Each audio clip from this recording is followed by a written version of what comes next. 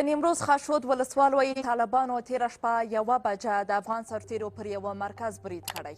ولسوال جمیل وطندوست وایي په دې برید کې د مرګ ژوبلې سربیره طالبانو شپږ سرتیري چې 3 پکې ټپیان دي اسیران نیولي دي. نوموړی وایي یو ځل بیا هم پر دې مرکز مخکې برید سوی و او هغه وخت کې بیا د طالبانو په برید کې 14 سرتیري وژل شوي او نور ټپیان وو. د نیمروز په ګاونډ هلمند کې هم جګړه روانه ده. ځایي مسؤلین وایي چې د تیر په څېر هسې سخته جګړه نه ده، خو د دوی په خبره دوی تر هغو به جنګېږي تر څو طالبان خپلو سیمو ته ستانه نه شي.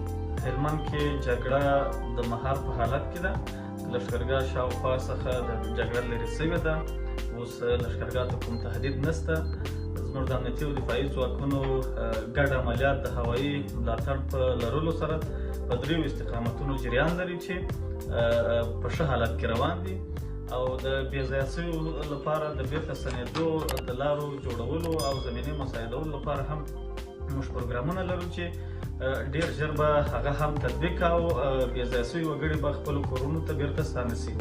تر دې مخکې بیا په قطر کې د طالبانو د سیاسي دفتر ویاند محمد نعیم ادعا کړې وه چې طالبانو په هلمند کې هغه ټولې سیمې نیولې دي چې دوی ورنه تاکتیکي شاتګ کړی و او اوس په دفاعي حالت کې دي. طالبانو د اکتوبر پر 10 د هلمند پر مرکز لښکرګاه ناوې او نادلي ولسوالو یو بریدونه کړي وو او د همدغو جګړو له کبله څه باندې 10,000 کورنۍ بې ځایه شوي دي.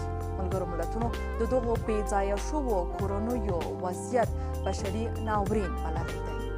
شازیه حیا، کابل.